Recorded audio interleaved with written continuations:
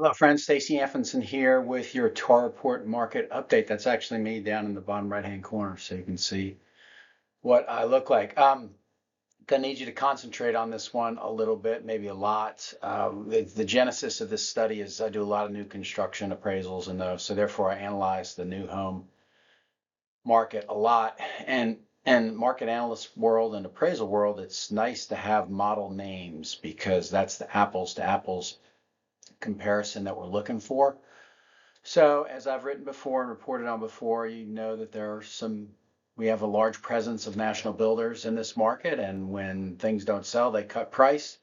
And it's a little bit of a questioning thing because we really have an undersupply of housing in the overall market. So let's dig into a specific geography and a specific builder and a specific builder model and see if we can come up with some kind of trend. So this is 27587. This is Wake Forest, and this is townhouses.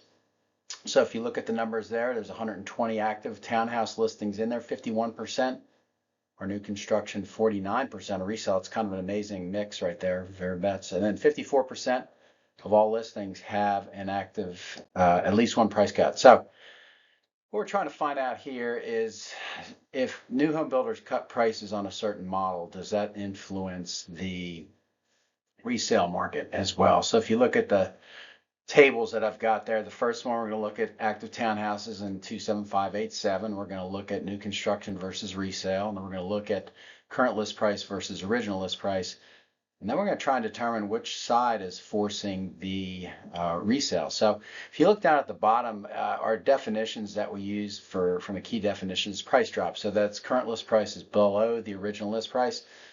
And if you look at the table to the left of that, it says, why does resale matter? You know, a builder is not only competing with other builders, they're also competing with new home markets. So if we see a split like that, there's plenty of alternatives within Wake Forest for townhouse buyers. So there's our little donut chart over there. The blue is new construction. The orange is resale. Once again, 69 new, 59 resale. Median current list price of new construction is almost, well, it's 349, 490, and resale's 330. So it's about a $20,000 difference. Days on market, which you don't calculate in Dorify, but we do calculate it here. The median for new home is 40, and the median for resale is 53. Now, searching through all listings in the four main counties, D.R. Horton has the most amount of new home listings. So I said, let's see if we can find out if there is a specific model that they have the most of. And they have 11. That may not seem like a lot, but it really is in terms of one model that's there. And if you see that red number to the right of it, 82% of those 11 listings have had a price drop. Started out at just under 299. They're now at 265. So we're trying to figure out is like, what's the problem there? Is it specifically price, or is it price and location and all that stuff? So if you look at the interpretation over there, we say the Pearson's reductions are not just a reaction to direct competitors below 300,000. When they started out between 3 and 312, there's just a ton of inventory in there. And so what they decided to do is drop it into a price point where there's less inventory. And as I've talked about this in terms of the months of housing supply brackets, it's just interesting how you can go $10,000 or $20,000 below or above in price and have a totally different months of housing supply. So keep that in mind.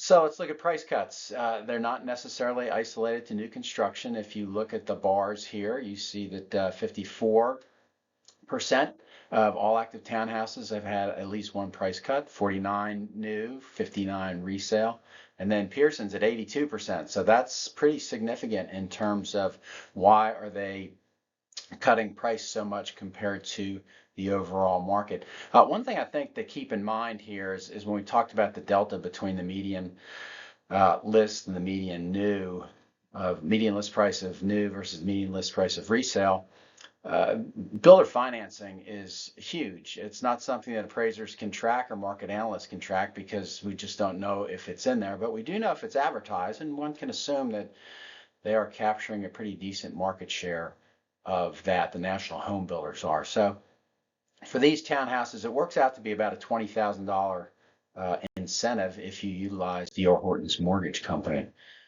So let's look at price brands here. There's 32 active listings between 280 and 329, 22 are resale, 10 are new construction. So that's a lot of competition from a resale standpoint.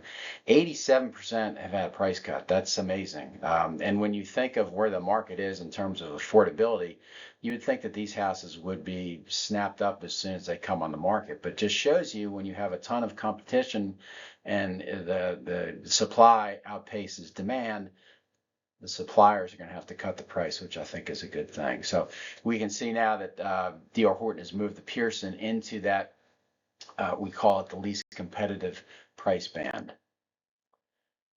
So, competition cuts both ways. If you look at the box here, builder inventory, this is where new home inventory, they can create inventory.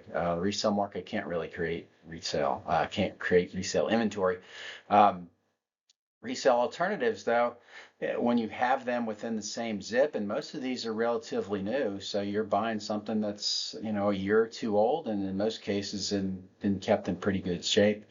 But when one or the other does not have the buyer, they're going to have to adjust price downwards. So you really can't say, look down at the bottom, it says new construction is hurting resale.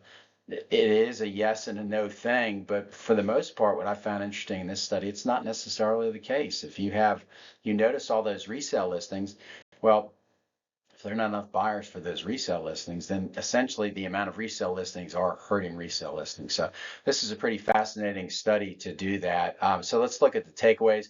Don't isolate resale comps. Look at both of them. Especially when you've got a good mix. Now this is data heaven for appraisers and market analysts up there. You may or may not have that amount of data to deal with when you're analyzing the market for a resale listing. Don't isolate builder models either. You got to go both. You got to see what they're doing. Now, in theory, and this has been proven before, the new homes are going to have a higher price to start out than the resales, and so when they start dropping price, the resales are going to have to follow suit. And then certainly watch that original list price resistance, see what's going on in terms of cutting prices, and then pay attention to the amount of concessions that they're offering and the listing sheet and the builder financing that is out there for that. So this is a neat study. I hope you got it. If you have any questions, just feel free to email me or click on that, and we'll see you next time.